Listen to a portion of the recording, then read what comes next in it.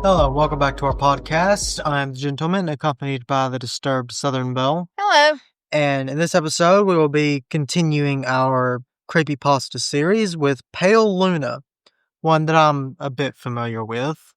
So, as technology has continued to get more and more advanced, it has become infinitely easier to obtain any knowledge you wish to know. With just a couple of keystrokes, the internet has made it all too easy to access and use the internet to change your reality. Endless knowledge is just a search away. It's gotten to a point that it would be difficult to imagine life any different, as I'm sure most people would agree when they think about it. Right. Yet just a few generations ago, words like streaming and torrent were completely meaningless. True too. Their generation had games that came on 5 and quarter-inch floppy disks. Uh-huh. Groups of coders, creators, and gamers would meet face-to-face and conduct software swap parties. The titles of their works written in black Sharpie on the disc's label. A game by the name of Pale Luna made it to one of those parties. There are supposedly no known copies left, and all of the computers that would have run it are likely long gone. It was a text adventure game, and it came along at a time when the genre was losing traction. When the player booted the game up, they would be greeted with an almost completely black screen, except for the text, "You are in a dark room, moonlight shines through the window. There's gold in the corner, along with a shovel and a rope. There is a door to the east. Command?" So began the frustrating experience of trying to play the game. The only commands the game would accept were pick up gold, pick up shovel, pick up rope, open door, and go east. After this, the player would be presented the next text screen, which read, "Reap your reward. Pale Luna smiles on you. You are in a forest. There are paths to the north, west, and east. Command?" This is where most people would begin to get infuriated with the game and its rather buggy nature. Only one of 3 directions given would be the correct one. Picking any other would cause the game to freeze and require the computer to restart. However, the direction that was correct was random, so you just had to keep going until you got lucky and guessed the right way to go. Good God, I would definitely probably gave up on that Yeah. after a very little. I don't have much patience, so No. I would be lucky not. I wouldn't get sucked into these games.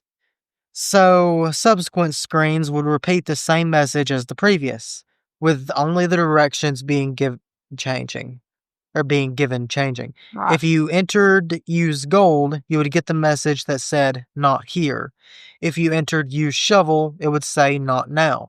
And if you entered use the rope, it would say you've already used this. That's creepy.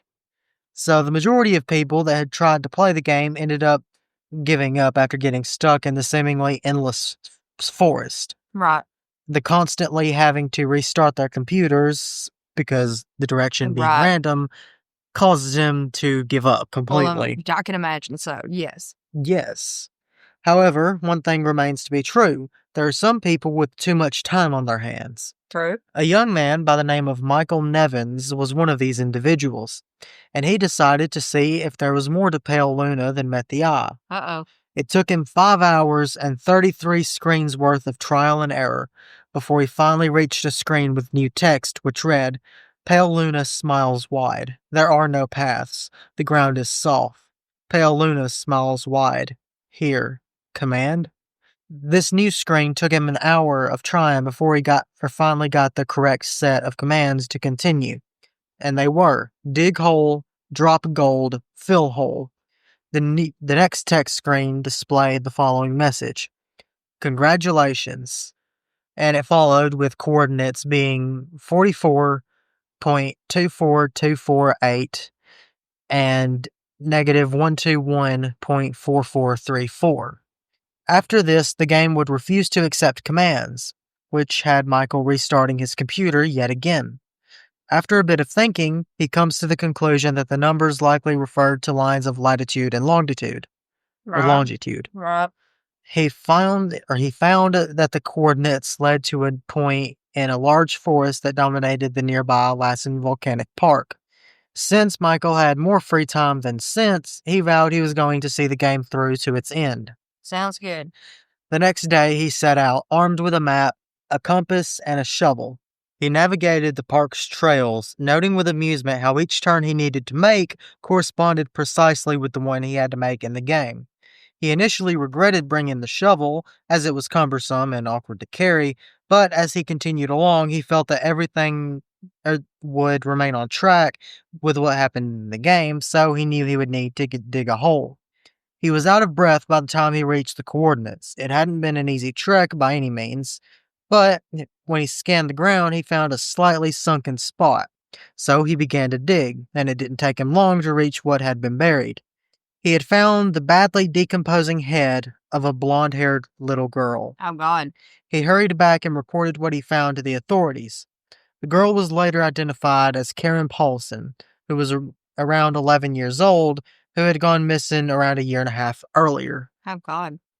So extensive efforts were made to track down the programmer of Pale Luna, but everything only led to a dead end.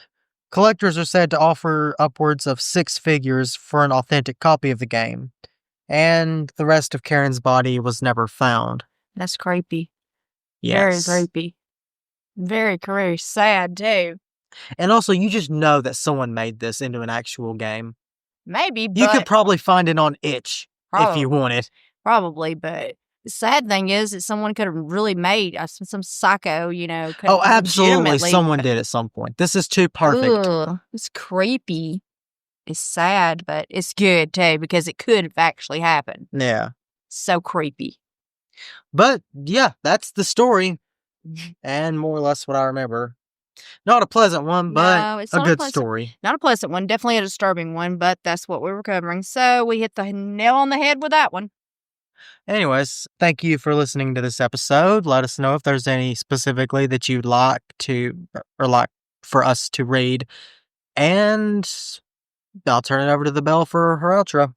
Don't forget to keep continuing to listen because we're going to continue on with some more creepypastas. Don't forget to like, follow, and subscribe. And don't forget to stay disturbed.